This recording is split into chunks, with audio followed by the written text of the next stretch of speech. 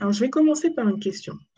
Est-ce que vous pensez que le bilinguisme freine le développement des capacités langagières de l'enfant?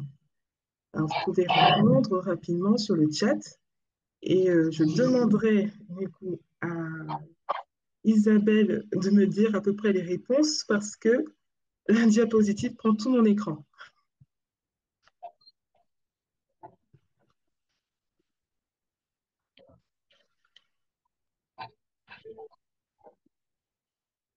Alors, Isabelle, est-ce qu'il y a des réponses? La réponse, c'est majoritairement non. Non. D'accord. Alors, merci. Donc, non, et il faut un peu entrer dans les détails pour comprendre pourquoi cela ne freine pas. Alors souvent, et je vais retrouver des personnes qui me disent, bah oui, si on apprend deux langues, on va moins bien apprendre une autre langue, ça freine un petit peu les capacités. Et c'est un neuromythe d'ailleurs. Et on va tout de suite comprendre pourquoi. Alors, tout d'abord, il y a une différence entre l'oral et l'écrit. L'oral est chez nous, êtres humains, inné, tandis que l'écrit, c'est un acquis. C'est-à-dire qu'à un moment donné, il y aura une transformation, une modification de notre cerveau qui va nous permettre de passer de la reconnaissance des objets à la reconnaissance des lettres. Voilà. Donc cela signifie en fait que nous naissons des bébés avec tout ce qu'il faut pour pouvoir parler, même si on n'utilise pas encore les mots de la langue. Alors, pour acquérir une première langue, Christophe Pallier, qui est chercheur au CNRS, évoque une période critique. Et je vais reprendre sa définition. La période critique, c'est une fenêtre temporelle pendant laquelle le cerveau est particulièrement réceptif à certains stimuli de l'environnement pour pouvoir apprendre. Alors, ce qu'il estime, lui, c'est que cette période critique pour pouvoir acquérir une toute première langue, eh bien, elle atteint jusqu'à l'âge de 10 ans.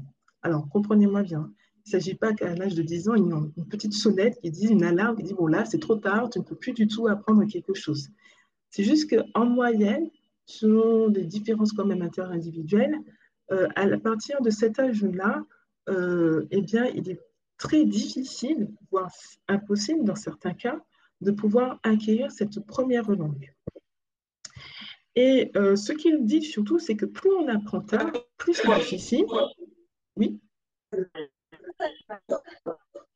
Non, c'est une erreur de micro. Je vais Ah, couper. d'accord, ok. Donc, plus on apprend tard, plus c'est difficile.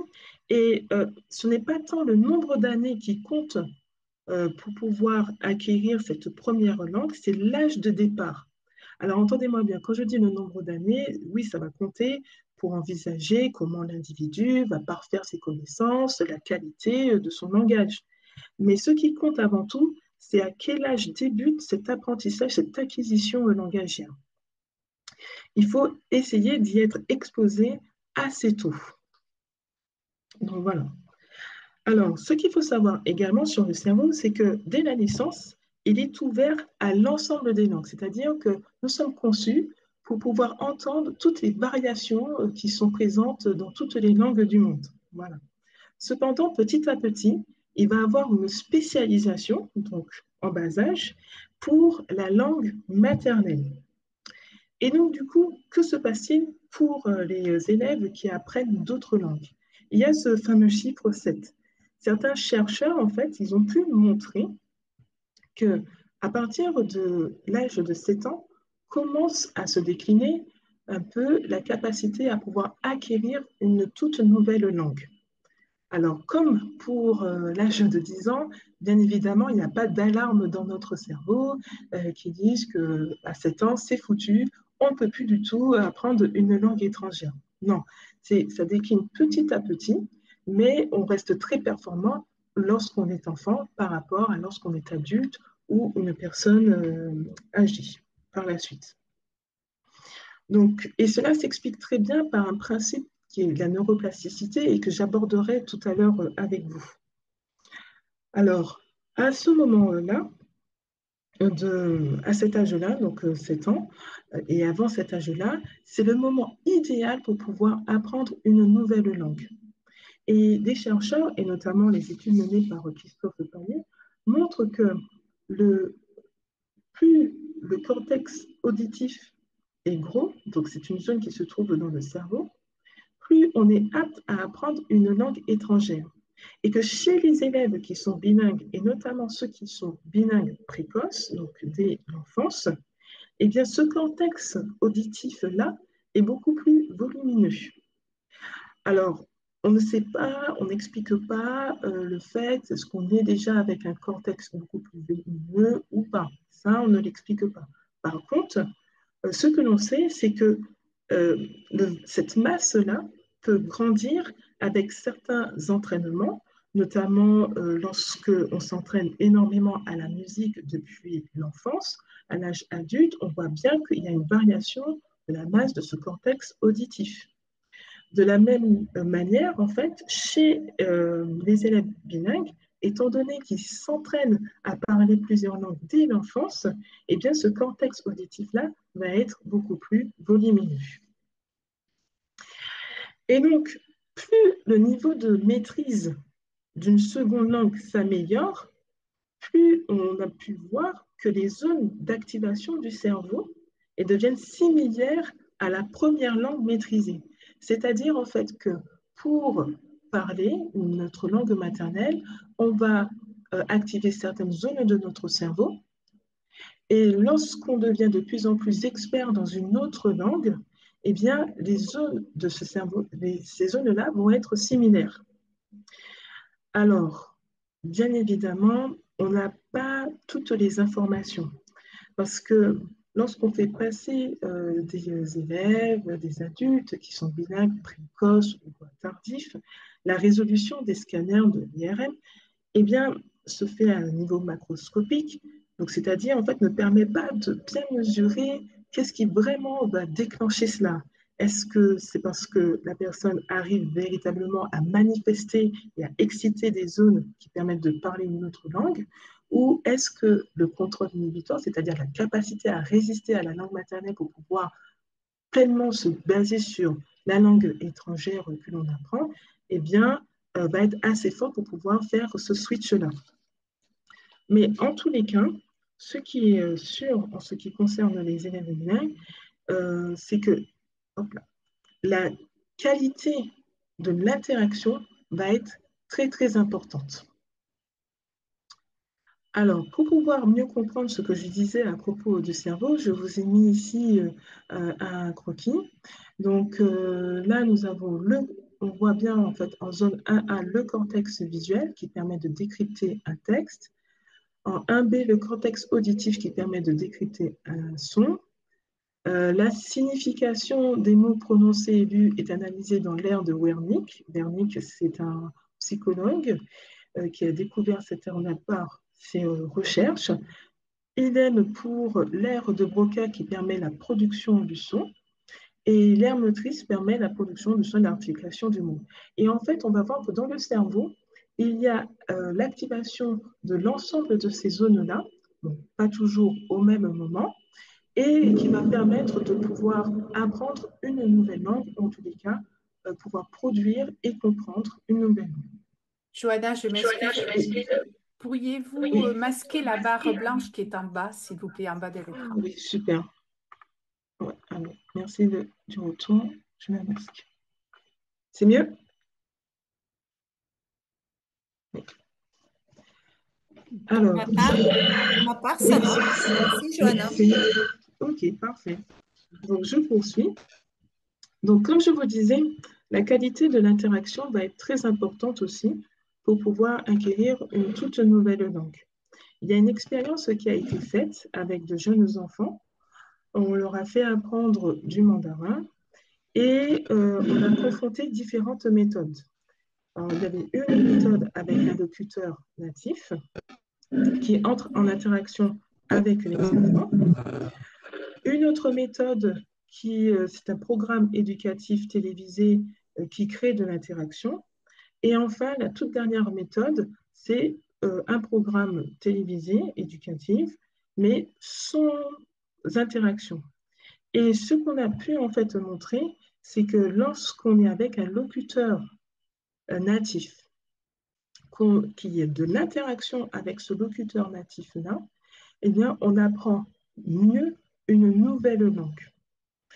Alors, et si on va un peu plus loin sur les recherches de Lev Vygotsky, donc, qui est un psychologue pédagogue russe au début du XXe siècle, eh bien, on voit en fait que c'est l'apprentissage par pair et c'est la qualité de l'interaction, le fait de pouvoir se questionner avec quelqu'un d'autre, de pouvoir discuter, d'entrer dans cette communication-là, qui va véritablement permettre et donner une qualité aux apprentissages.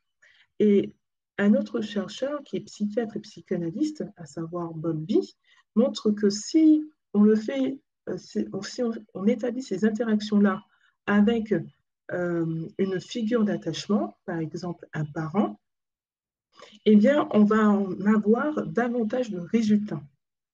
Donc là, c'est un peu, j'allais dire, le résumé un peu l'état de la science à l'heure actuelle sur comment on entre, et notamment les plurilingues, entrent dans l'acquisition du langage.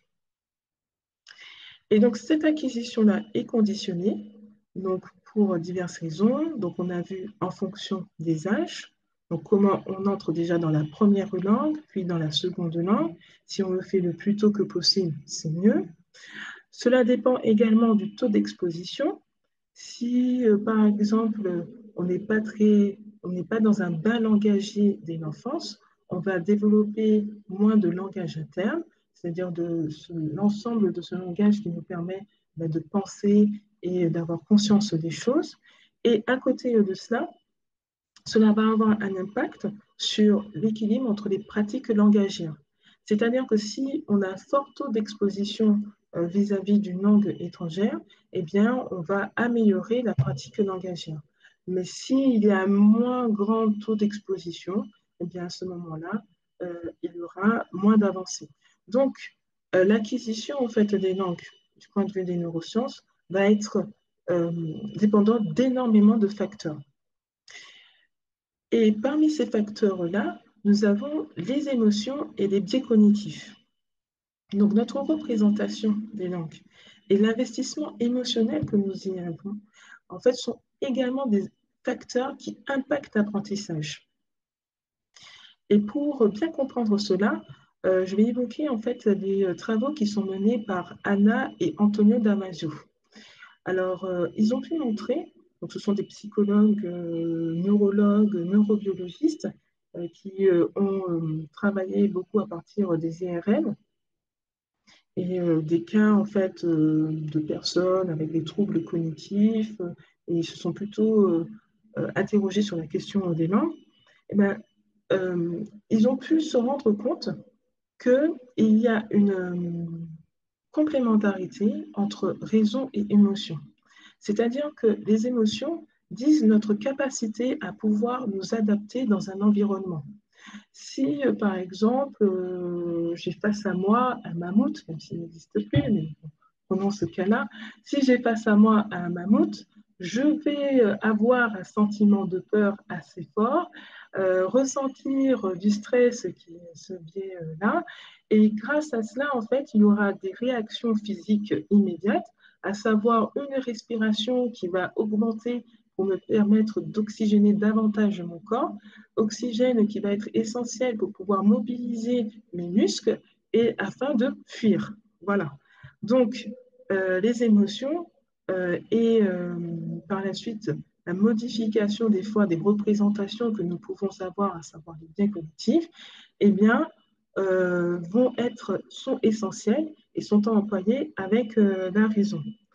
Ils sont tellement employés avec la raison qu'un autre chercheur qui s'appelle Daniel Goleman, qui est psychologue également, a pu montrer que des fois, les émotions font ce que l'on appelle des coups d'état émotionnels, c'est-à-dire qui prennent le pas sur tout et qui vont mettre un peu la raison de côté et qui ne vont plus nous permettre d'avoir assez fortement de lucidité. Et c'est ce que derrière, en fait, Amos Tversky et Daniel Kahneman vont également identifier comme des biais cognitifs avec des impacts certains sur nos prises de décision. Alors, sur nos prises de décision, en fait, sur tous les domaines. Alors, c'est vrai, on ne peut pas s'empêcher d'avoir des émotions, on ne peut pas s'empêcher d'avoir des biais cognitifs, mais pouvoir décrypter cela et connaître à peu près les mécanismes qui nous poussent à faire des choix et pas d'autres, d'être motivés ou pas, parce que effectivement, cela a un impact sur la motivation et notamment la motivation à rentrer dans une langue et va être déterminante aussi, et va être l'un des facteurs pour pouvoir entrer dans une langue étrangère, pour pouvoir entrer dans ce bilinguisme, pour pouvoir entrer dans le plurilinguisme. Et je voudrais en fait vous prendre un exemple concret, à savoir la situation de plurilinguisme et de multilinguisme à Saint-Martin. Donc, c'est là où j'enseigne à l'heure actuelle. Alors, Saint-Martin, sur la partie française, est dans un contexte multilingue, c'est-à-dire que plusieurs langues sont parlées au quotidien, que ce soit dans les administrations, dans les entreprises, enfin partout. Donc plus précisément, l'anglais, l'espagnol, le créole haïtien, etc. Et la plupart des élèves que j'ai sont aussi en situation de plurilinguisme, c'est-à-dire qui maîtrisent plusieurs langues. Alors, qu'est-ce qu'on peut observer chez ces élèves-là? C'est que ces élèves sont dans un système éducatif français depuis petit. Donc, ils sont confrontés à la langue française. Mais c'est peut-être en fait l'école est presque le seul lieu dans lequel ils vont entendre du français.